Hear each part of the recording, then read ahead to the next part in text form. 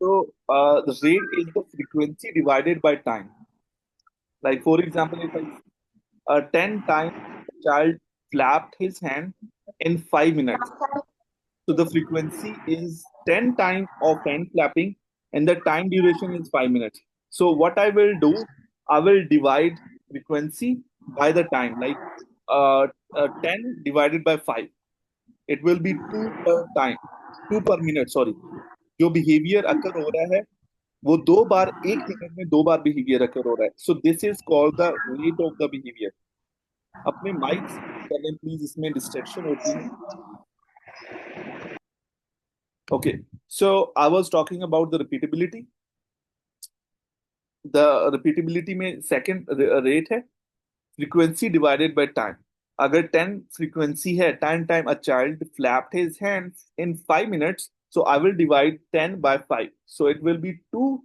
Answer will be the 2. 2 means the 2 times behavior occurred in a minute, in a single unit of time. ठीक है, single unit क्या 1 minute है, सो 2 बार एक behaviour 1 minute में अकर होता है. ठीक है. सो थर्ड जो टाइप है रिपीटेबिलिटी की, that is called the count. Count क्या है? Just the total number of responses के कितनी बार बिहेवियर अकर हुआ है, टोटल नंबर क्या है.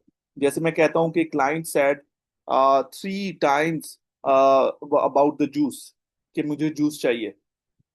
इसमें सिर्फ हमने काउंट करना है बिहेवियर के total number of time behaviour कितनी बार अकर हुआ है. सो 3 टाइम अकर हुआ है, you will simply write the 3. अगर काउंट की रेट की बात करें, उसमें 10 times in in 60 minutes. So I will divide 10 by 60. So what ever the answer is, so I will say that इतने टाइम बिहेवियर अकर हुआ पर मिनट. ठीक है.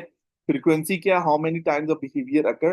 Like a child throws a toy 7 times in a session is called the frequency. So these are the three the displacement in space through time. Three है temporal locus, temporal extent and repeatability. So ये सारी की सारी behavioural dimension है, इनको हम proper तरीके से मेजर कर सकते हैं. ठीक है. और इनको हम रिकॉर्ड भी कर सकते हैं, ऑब्जर्व भी कर सकते हैं, मेजर भी कर सकते हैं. और इन पे फर्दर उस डेटा को यूज करते हुए we can also do the researches as well. Behavior or response. So, behavior in reference to a larger set or class of responses sharing certain physical characteristics, functions. Response, इसमें response class आ जाती है, stimulus class आ जाती है. हर वो behaviour जिसकी इसमें physical characteristics अगर same है अगर बिहेवियर्स की, तो that is a behaviour class या रिस्पॉन्स क्लास भी हम कह सकते हैं. इसमें स्टिमुलस आ जाते हैं. अगर फॉर एग्जांपल जो टोपोग्राफी है is the same. Let's start with the topography. इसमें आप लोगों को फिर कंफ्यूजन नहीं होगी. Yeah. So we will discuss about the response class and stimulus class later on. First, we will study what is the response topography and what are the physical characteristics and what are the functional characteristics as well. So the topography basically how the behavior looks like. If someone is hitting, so how his hitting looks like. क्या वो अपने हाथ से, खुले हाथ से मार रहा है, या वो फिस्ट पंच कर रहा है, या वो अपनी लेग से मार रहा है. तो जो जिसको हम ऑपरेशनल डेफिनेशन भी कह सकते हैं, कि ऑपरेशनल डेफिनेशन जब हम रिसर्च भी कर रहे होते हैं तो उसमें भी हम ऑपरेशनल डेफिनेशन लिखते हैं हमेशा, जिसमें वेरिएबल्स क्लियरली हमें पता चलता है कौन से वेरिएबल्स हैं जिन पे हम वर्क करें. सो सेम टोपोग्राफी इज कि how the behaviour looks like. if I say the child hits the other child, so what does it mean? कि बच्चे ने दूसरे बच्चे को मारा है. तो अगर मैं उसकी टोपोग्राफी अगर बताना चाहूँ तो कैसे बताऊंगा? तो I can say a child picked up the glass and he just hold the glass or up hold the glass on his head level and he threw it towards the other person's head and he left with a mark or a blood on the other child's head. ठीक है. इसमें पता चल रहा है proper तरीके से कि बिहेवियर दिखता कैसे है. ठीक है. या अगर किसी ने पंच किया है तो the child closes his fingers and make a fist and he strike on the next person nose, जिसे and left with a mark on his nose. तो जिसे मुझे पता चल रहा है कि उसने पंच किया है, या इस तरह से उसका बिहेवियर दिखाई देता है। सो ये जो फॉर्म ऑफ बिहेवियर है या टोपोग्राफी ऑफ बिहेवियर है, इसका सिंपल मतलब यही है कि how the behaviour looks like. हम जब भी बिहेवियर एनालिस्ट बात करते हैं तो हम टोपोग्राफी जो है एक्सप्लेन करते हैं किसी भी बिहेवियर की। और हम ये नहीं कहते हिटिंग बिहेवियर है या जो है सेल्फ इंजूरियस बिहेवियर है। We always explain the behaviour in a physical manner के वो बिहेवियर दिखाई कैसे दे रहा है, ठीक है। Okay, so what are the functional levels of behaviour? कोई मुझे एक्सप्लेन करेगा फंक्शनल लेवल क्या होगा? Yes, anybody?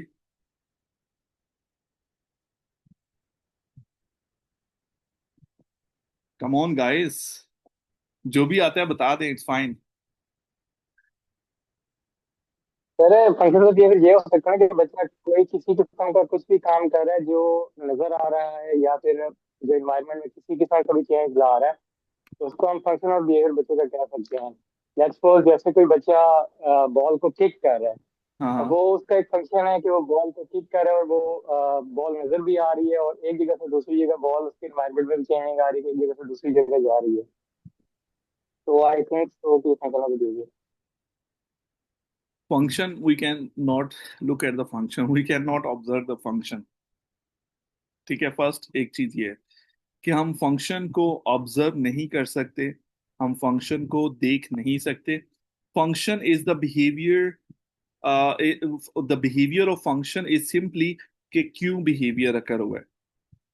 अगर एक रिस्पॉन्स जनरेट हुआ है, सो वाई, वाई का क्वेश्चन कि क्यों अकर हुआ है, सो उसका आंसर जो है that is called the function of behaviour.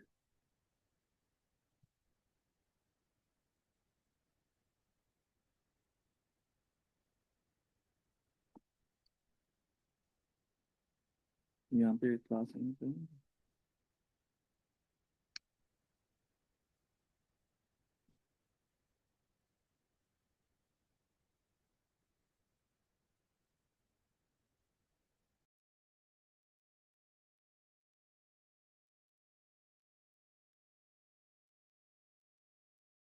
Okay, so what I was saying when we say the function of the behavior, that means in simple words the how the behavior looks like, behavior दिखाई कैसे देता है, ठीक है।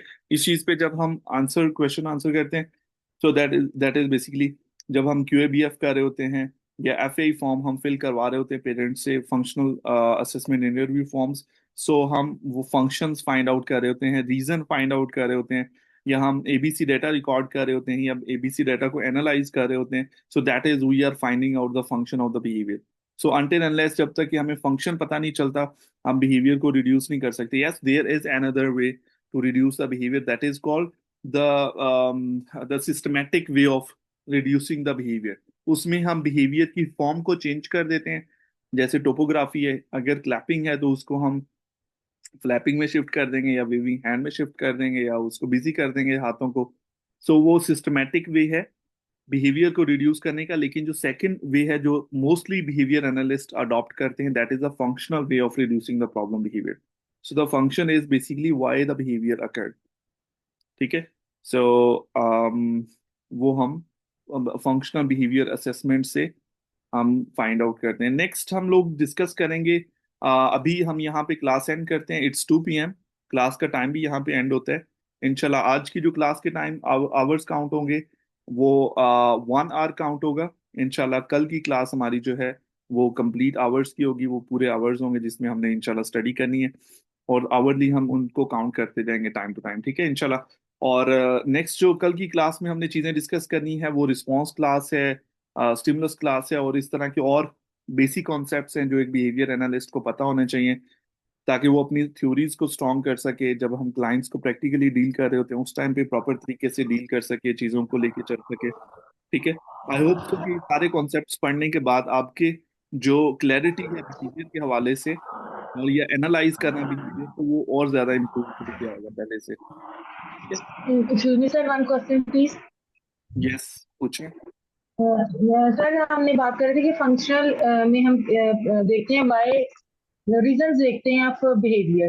तो जो reason जब हमारे पास थीटा से आती है तो क्या हम वो रीजन जो होते हैं वो रिमूव कर देते हैं, खत्म कर देते हैं वो यस, रीजन? उसको हम फिर मॉडिफाई करते हैं, रीजंस को मैनिपुलेट करते हैं। अब जैसे फॉर एग्जांपल एस्केप मेंटेन है बिहेवियर की, रीजन जो एस्केप है कि इसको एस्केप चाहिए इसलिए प्रॉब्लम बिहेवियर शो कर रहा है। सो हम उसके एस्केप को मैनेज करते हैं, मैनिपुलेट करते हैं, ताकि उसको या तो एस्केप देते हैं या हम उसके एस्केप को ब्लॉक करते हैं। दो तरीके होते हैं। ठीक है, या तो उसको पॉजिटिवली डील करते हैं या नेगेटिवली, उसको रिमूव करके या उसको प्रोवाइड करके। ठीक है, दो डिफरेंट मेथड्स हैं, उसके फर्दर स्ट्रेटेजीज हैं विद टाइम। अभी ये सारी चीजें आप अपने माइंड में रखें। आहिस्ते से जब हम चीजों को डिस्कस करेंगे, आपके माइंड का और ज्यादा एक चीजें क्लियर होती जाएंगी इंशाल्लाह। एक वास्ट नॉलेज आप लोगों के पास बिहेवियर के हवाले से आ जाएगी इंशाल्लाह। ठीक है, चलें आज की थैंक यू क्लास सो यहाँ पे मच एंड सर। करते हैं इंशाल्लाह। See you tomorrow. ठीक है। सो कल मस्ट सब लोग अटेंड करें, क्योंकि ये बेसिक्स ही हैं जो सबसे ज्यादा इंपॉर्टेंट हैं। हर एक चीज के पीछे आप you will be able to answer any question regarding the behaviour once you completed this course work. और जितने टॉपिक्स है, अगर उसमें आप क्लियर हुए, इंशाल्लाह इन फ्यूचर आप लोगों को कभी भी जो है प्रॉब्लम नहीं होगी किसी भी बिहेवियर को क्वेश्चन आंसर करने में। ठीक है, चलो इंशाल्लाह, सी यू, टेक केयर, अल्लाह हाफिज। इंशाल्लाह, अल्लाह हाफिज, अल्लाह हाफिज, अल्लाह हाफिज़। अल्लाह हाफिज। थैंक यू सर, अल्लाह यू हाफिज। Welcome, you welcome.